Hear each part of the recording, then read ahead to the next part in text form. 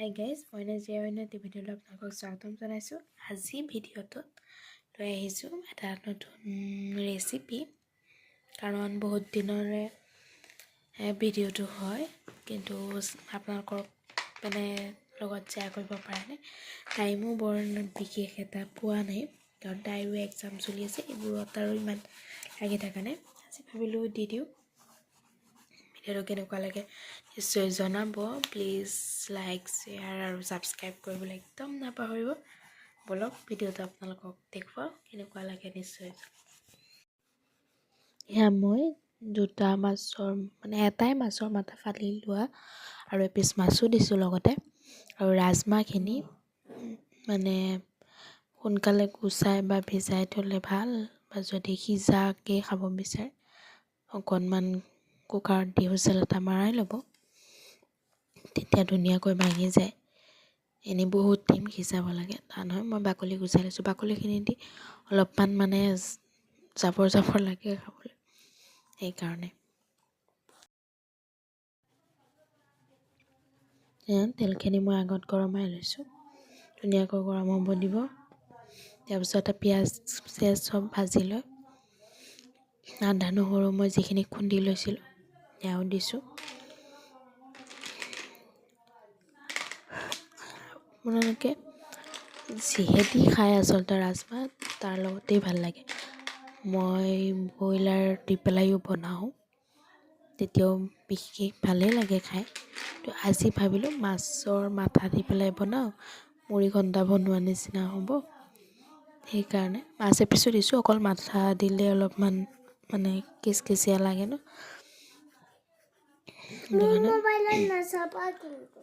পিঁয়াজে সৈতে একেলগে চবখিনি অকণ ভাজি ল'ব। তাৰপাছতে সেইখিনি দিব, কাৰণ মাছ সিজে, কিন্তু মাথাটো পটকৰে ভাল নহয়। সেইকাৰণে অকণমান মই ভাজি লৈছোঁ। ভাঙি চিঙি যোৱাকৈ অলপমান ভাজি ল'ব মাছখিনি। তাৰপিছতে ইয়াতে মছলা পাতি গোটেইখিনি দি ল'ব। মই ইয়াত অইন মছলা নহয়, যিটো আমি সদায় ব্যৱহাৰ কৰোঁ। নিমখ, জলকীয়া গুড়ি দিছোঁ অলপ, লগতে হালধিও অলপমান দিম। যিখিনি আমি সদায় দিওঁ সেইখিনি মছলা দিলেই হয়। কোনোবাই বেলেগ মছলা খাই যদি আপোনালোকে দিব পাৰে। আমি যিখিনি খাওঁ সেইখিনি মছলাত আমাৰ চব জালুক, জিৰা, ধনিয়া চবখিনি একেলগে খুন্দি লোৱা হয়। সেইখিনি দি পেলাই মই আগত মাছখিনি অলপমান ভুনি লোৱা নিচিনাকৈ লওঁ।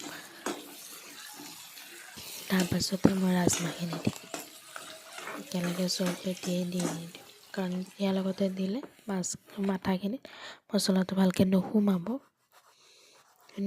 অকণমান উতলাই লৈ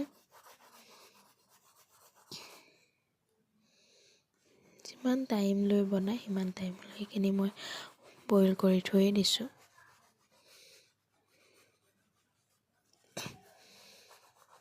মাজে মাজে অলপ লৰাইও থাকিব, ভালকৈ যাতে মাছৰ মাথাকেইটাত মছলাখিনি সোমায়।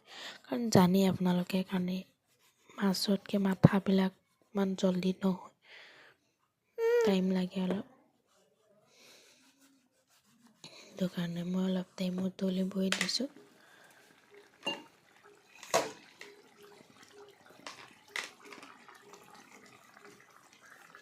এতিয়া সেইখিনি উতলি হোৱাৰ পাছত মই এতিয়া ৰাজমাহ আৰু আলুটো এইটো কাৰণেই দিছোঁ, যাতে অলপমান গ্ৰেভি টাইপ হয়।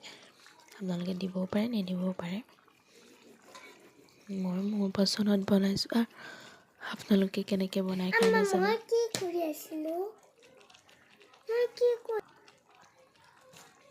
গোটেইখিনি দি হোৱাৰ পাছত সেইখিনিও ভালকৈ লৰাব।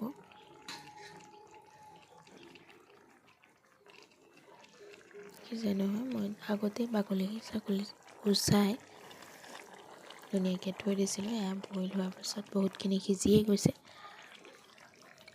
আলু আৰু ৰাজমাহ আপোনালোকে কেনেকৈ খাই বাৰু জনাবচোন। মই এনেকৈ চবখিনি দিয়া হোৱাৰ পাছত আকৌ অলপ টাইম উতলাব। গোটেইখিনি বস্তু একেলগে তেতিয়াহে হ'ব। অলপ পানী দি আপোনালোকে বেছি শুকান খায় নাইবা অলপমান জোল ৰাখি খায়, তো নিজৰ নিজৰ কথা। দেখি ধুনীয়াকৈ উতলিছে গোটেইখিনি, কালাৰটো চাওকচোন।